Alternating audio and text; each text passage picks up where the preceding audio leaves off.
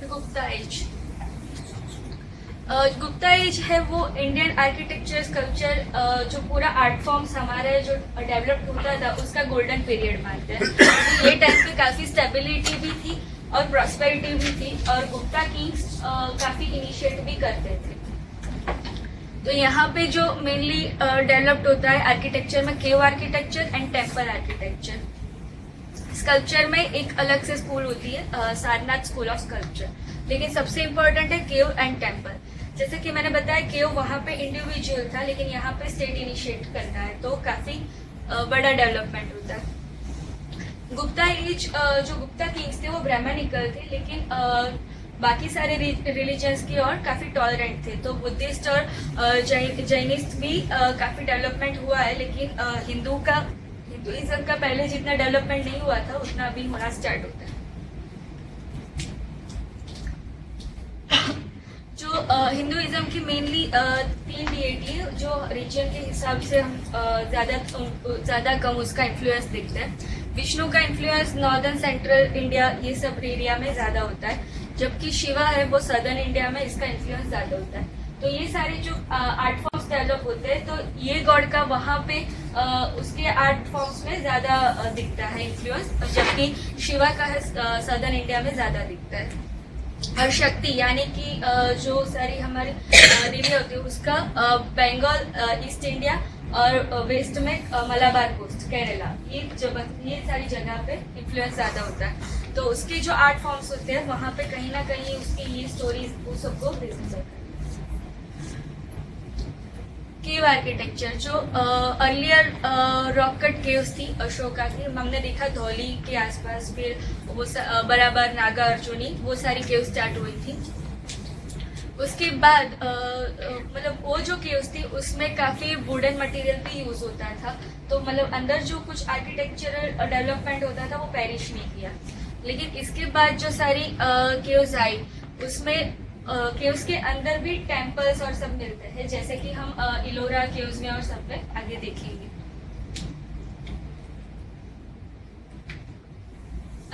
हम पूरा केव आर्किटेक्चर का इवोल्यूशन यहाँ पे देखें तो उसके 3 फेज में हम पूरा केव आर्किटेक्चर को डिवाइड कर सकते हैं। सबसे पहला फेज था जो मौर्यन के पीरियड में था, second BC to second AD, तो एक्सक्लूसिवली बुद्धिज्म डोमिनेटेड था, ठीक है। तो क्योंकि उस टाइम पे जो कोर्ट थी वो उसमें बुद्धिस्ट डोमिनेटेड था, तो इसलिए जो आर्ट फॉर्म्स भी थे वो बुद्धिस्ट डोमिनेटेड थे। जैसे कि बताया उस टाइम पे बुद्धा सिंबॉलिकली रिप्रेजेंट होता था, और चैत्य और विहार ये दोनों का एक्सक्रिएशंस होता है। काला कन्हेरी, नासिक, बेटसा ये उस टाइप का एग्जाम्पल है। सेकेंड फेज आता है जो गुप्ता एज का था, वो 5th to 7th century around है। तो इसमें टिम्बर, वुड ये सब का एलिमिनेशन हो जाता है और मोर पेरिशेबल मटेरियल स्टोन से ही सबका यूज होता है। जिसमें बुद्धा की इमेज का इंट्रोडक्शन होता है, मतलब जैसा कि हमने स्कल्पचर में भी धीरे धीरे इवोल्यूशन देखा कि एज ए ह्यूमन बुद्धा को रिप्रेजेंट करते हैं, वैसे ही यहाँ पे बुद्धा को इमेजेस को रिप्रेजेंट करना स्टार्ट किया। इसका जो एक्सक्यूशन था वो चैत्य का जो था वो पहले जैसा ही रहा, लेकिन बाकी सारी जो हिंदुइस्ट केव्स थी उसका अपनी रिलीजियस फिलोसॉफी के हिसाब से थोड़ा बहुत चेंज हुआ।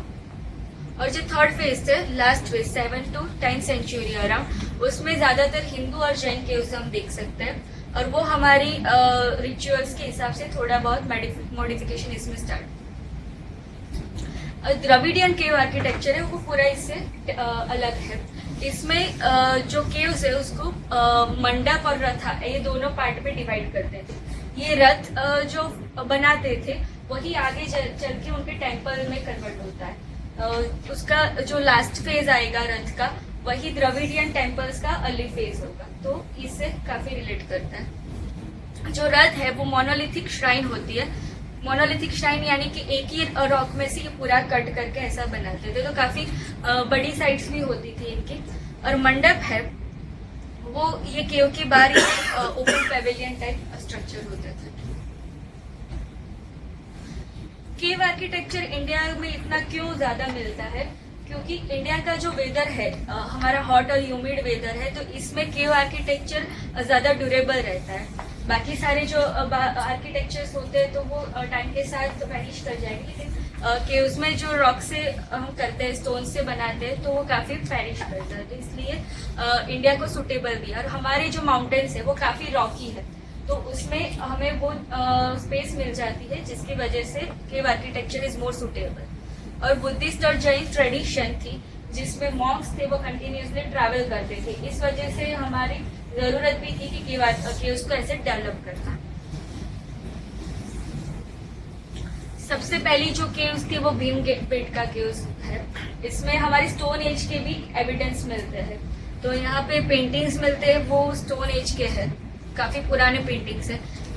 ये केव्स को हम 2 ग्रुप में डिवाइड कर सकते हैं, भीमबेटका एंड लाखाजुआर। और ये जो पेंटिंग्स है वो रॉक पेंटिंग्स है। कन्हेरी केव्स, जैसा कि जब मैंने कार्ले में बताया, कार्ले से ये काफी सिमिलर है, लेकिन साइज में ही डिफरेंस है और थोड़ा डेकोरेशन कम है। इसका चैत्य ग्रुप भी काफी बड़ा है। अब देख सकते हो कि जैसे इसमें बुद्धा को एज ए इमेज दिखाया है, जबकि काला में कहीं भी आपको ऐसा इमेज नहीं मिलता है। तो ये दिखाता है उसके बाद का इन्फ्लुएंस। इमेज ऑफ बुद्धा इन चैत्य हो सजेस्ट लेटर एडिशन। तो पहले जब बनाई थी तब नहीं था, उसके बाद का एडिशन है। इसमें जो ये पूरा ग्रुप है केव्स का, उसमें 2 केव्स को ज्वाइन करने के लिए ऐसे कनेक्टिंग स्टेप्स भी है और स्टोन सीट्स बनाई है मॉन्क्स को बैठने के लिए। जोगेश्वरी केव्स, ये अराउंड मुंबई में ही मोस्ट ऑफ द केव्स है, क्योंकि डेक्कन जो वेस्टर्न घाट था हमारा, वो काफी सुटेबल है रॉक केव आर्किटेक्चर के लिए। तो और यहाँ पे जो सारी किंगडम्स थी, राष्ट्रकूट है, सातवाहन है, वो सब ने काफी इसको इनिशिएट करके डेवलप किया। इसमें ये अभी काफी डिफेस्ट हो गई है, लेकिन ये महायान बुद्धिज्म आर्किटेक्चर का फर्स्ट फेज माना जाता है। इसमें ब्रह्मानिकल इन्फ्लुएंस भी मिलता है, क्योंकि श्राइन्स भी मिलती है कई जगह पे और वो आइसोलेटेड है। तो दैट सजेस्ट कुछ पंचायतन सिस्टम टाइप का बनाया होगा। मंडपेश्वर केव्स, ये भी मुंबई के बोरीवली एरिया के आसपास में कहीं सिचुएटेड है।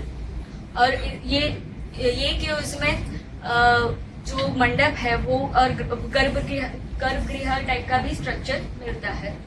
इसमें ये ब्राह्मणिकल केव्स लगती है, लेकिन ये बाद में क्रिश्चियन श्राइन में कन्वर्ट हुई होगी, क्योंकि इसके नजदीक में ही एक पोर्टुगीज चर्च भी मिलता है।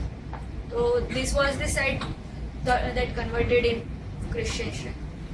ये फिर कुछ मिसलेनियस है, काले, बाजा और बेटसा। काले हमने ऑलरेडी देख लिया। बाजा केव्स भी मतलब ये वेस्टर्न घाट में ही है। इसमें ये बुद्धिस्ट नन्स के लिए बनाई गई थी और इसमें काफी अच्छे स्कल्पचर्स है। बेटसा के उसमें भी ये स्मॉलर देन कार्ले। सबसे इम्पोर्टेंट है अजंता केव्स। ये उन्हें यूनेस्को वर्ल्ड हेरिटेज साइट है नियर औरंगाबाद। इसका जो टाइम पीरियड था वो काफी बड़ा है, मतलब जैसे जैसे डायनेस्टीज चेंज होती गई वैसे वैसे इसका डेवलपमेंट हुआ है। तो स्टार्टिंग की जो केव्स है वो बुद्धिस्ट डोमिनेटेड है और उसमें भी हिनायन डोमिनेटेड है, क्योंकि स्टार्टिंग की केव्स में स्तूपा मिलते हैं, जबकि उसके बाद की केव्स में पेंटिंग्स मिलते हैं। तो that suggest Hinayana Mahayana phases. और उसके बाद ये एंटायरली बुद्धिस्ट है, जबकि इलोरा में पूरा डेवलपमेंट मिलता है। ये क्रेसेंट के जैसे शेप्ड है इसकी पूरी। और जो चाइनीज ट्रैवलर्स थे युआन सेंग एंड फा यान, उन्होंने अपने अकाउंट्स में इसका जिक्र भी किया है। इसमें टेक्निकल नॉलेज और एस्थेटिक विजन ये दोनों को अच्छे से कंबाइन किया गया।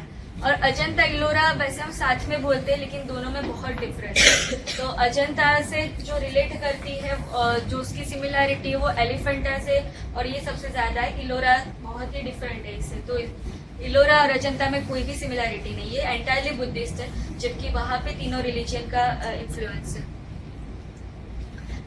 इसका जो टॉप व्यू है पूरा ऐसा दिखता है, तो क्रेसेंट मून जैसा दिखता है।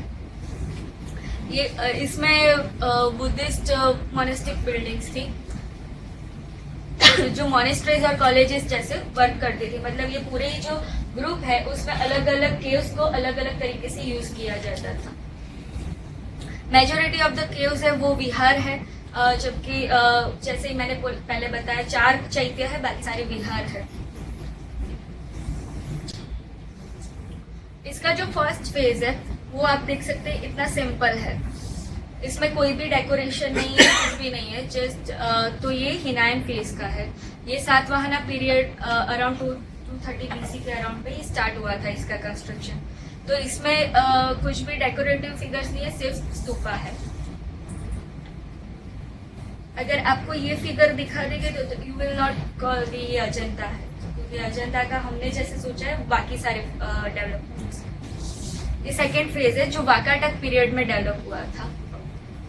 अजंता को हम हिनायन महायान के तौर पे डिवाइड नहीं करते, क्योंकि काफी सारी केव्स इसमें ऐसी भी है जो महायान हिनायन दोनों का इन्फ्लुएंस है, तो इसलिए आप हिनायन महायान के जैसे उसको अलग से डिवाइड नहीं करते, लेकिन डायनेस्टी के हिसाब से करते हैं। जो फर्स्ट फेज है वो सातवाहना का था, सेकेंड जो है वो वाकाटक पीरियड है जो 4th to 7th सेंचुरी के चला था। इसमें जो बुद्धा की जो इमेजेस दिखाई है उसमें उसके जो जातक टेस्ट लिए है उसमें बुद्धा की प्री बर्थ दिखाए, लेकिन प्री बर्थ में से ऐसे बर्थ सिलेक्ट किए हैं जिसमें बुद्धा एज अ किंग था। मतलब उसकी प्री बर्थ में काफी सारी स्टोरीज ऐसी थी जिसमें Buddha as a king birth उसका बॉर्न हुआ था, वो सारी स्टोरीज इसमें सिलेक्ट की है। और जो पैलेस का या फिर रॉयल उसका जो सेटअप दिखाया है वो पूरा उस टाइम के जो एम्पेरर था हरिसेन उसके जैसा दिखाया है। तो बुद्धा का ऐसे इमेज लिया है, बाकी सारा कंटेम्पररी दिखाया है, तो इस वजह से बोल सकते हैं। महायान में जैसे कि मैंने पहले बताया कि बुद्धा से ज्यादा इम्पोर्टेंट बोधिसत्व होता है, लेकिन यहाँ पे बुद्धा की इमेजेस ज्यादा है, बोधिसत्व की नहीं। दैट्स व्हाई हम इसको महायान हिनायन के जैसे भी डिवाइड नहीं कर सकते।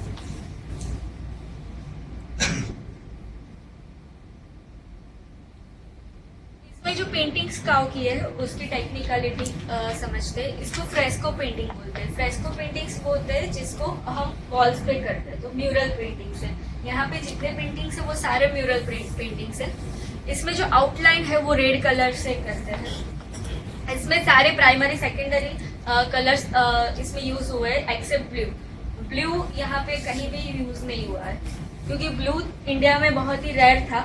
इंडिया में हम नहीं बना पाते थे, तो अफगानिस्तान से लापिस लाजुली लाते थे, उसके बाद ब्लू कलर बनता था, तो काफी रेयर था, इसलिए यहाँ पे कहीं पे यूज नहीं हुआ है। फ्रेस्को पेंटिंग में ये होता है कि जो वॉल है उसको काउडंग और राइस हस्क ये दोनों के कॉम्बिनेशन से पूरा प्लास्टर करना है। फिर वो जब तक वेट रहे तब उसके ऊपर पेंटिंग करनी है, यानी कि जो वेट सरफेस है उसके ऊपर ही कलर्स अप्लाई करना है, तो इसीलिए उसको फ्रेस्को पेंटिंग बोलते हैं, वेट फ्रेस्को बोलते हैं। फ्रेस्को में दोनों टाइप के होते हैं।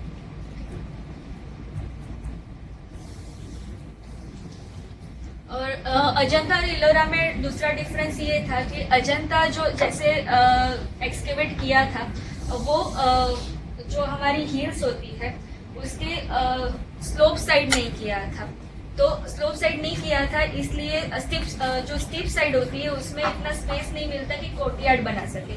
तो जो केव होती है उसके बाहर ओपन पेविलियन जैसा स्ट्रक्चर कहीं पे भी नहीं मिलता है, और केव्स भी थोड़ी छोटी होती है कंपैरेटिवली इलोरा जो है वो स्लोप साइड है, तो उसमें ये स्पेस मिलती है। यहाँ पे जो पेंटिंग्स है उसकी जो थीम्स होती है वो मेनली बुद्धा की जो लाइफ के सारी स्टोरीज थी, जो उसके इंसिडेंट्स थे मेजर उसके अराउंड में ही है। जो फेमस पेंटिंग्स है वो डाइंग प्रिंसेस है, फ्लाइंग अप्सरा और प्रीचिंग बुद्धा। ये डाइंग अप्सरा है वो काफी अच्छी है, सॉरी डाइंग प्रिंसेस। तो डाइंग प्रिंसेस है वो बुद्धा की कजिन की स्टोरी है। बुद्धा का कजिन उसने भी रॉयल लाइफ को छोड़ के ऐसे किया था, नंदा नाम था उसका, तो उसकी जो वाइफ थी वो उसके पीछे ऐसे फिर करती है, वो उसमें दिखाया था। इलोरा केव्स में हिंदू जैन और बुद्धिस्ट ये तीनों रिलीजियंस का इन्फ्लुएंस मिलता है।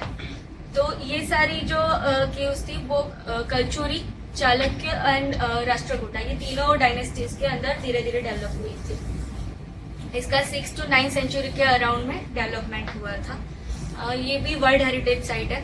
इसमें टोटल 34 केव्स है, जो पूरी जो हिल्स है उसकी स्लोप साइड में से इसको एक्सप्लोर किया है। हिंदू, बुद्धिस्ट एंड जैन में रॉक कट टेम्पल्स है, और जैन मतलब जो जैन है उसमें मठास है, क्योंकि उसके ट्रेडिशन में बिहार के जैसे मठ होता है, और जो बुद्धिस्ट है उसमें बिहार है। 17 जितनी हिंदू केव्स है, 12 बुद्धिस्ट है, 5 जैन केव्स है। और जैसे कि ये स्लोपिंग साइड पे है तो काफी स्पेस मिल जाती है, तो बड़े से कोर्टयार्ड्स है इसके टेम्पल्स के।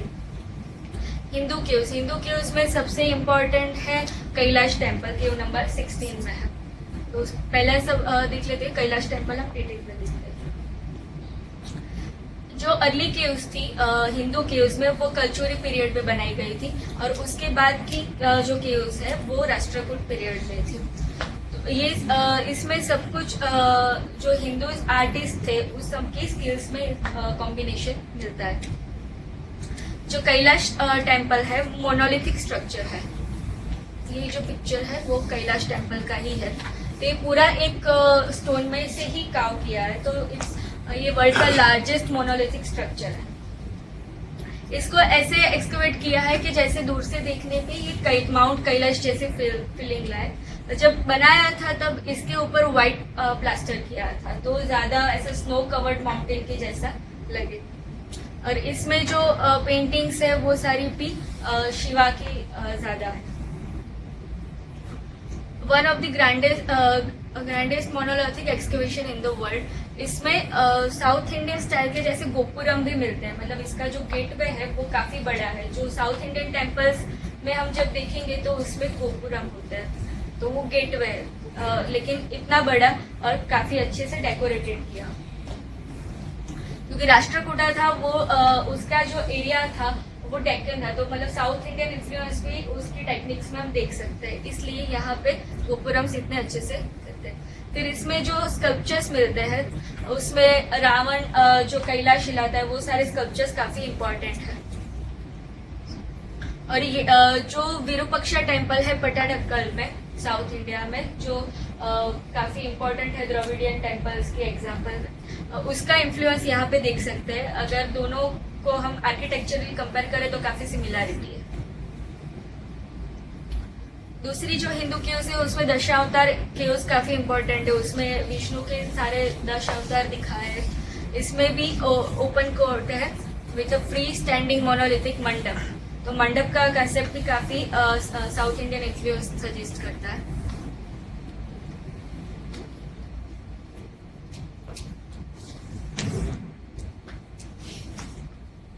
और रावण की खाई वो भी एक इम्पोर्टेंट केव है हिंदू केव्स में, लेकिन सबसे इम्पोर्टेंट है वो केव नंबर 16 कैलाश टेम्पल।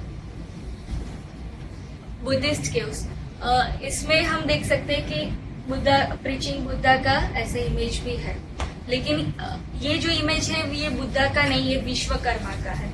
यहाँ पे जो बुद्धिस्ट केव्स है उसमें एक जो बुद्धिस्ट श्राइन थी, पहले दिखने में बुद्धिस्ट लगती थी, लेकिन बाद में जो विश्वकर्मा है that is God of craftsman, तो उसकी इमेज इन्होंने बनाई है।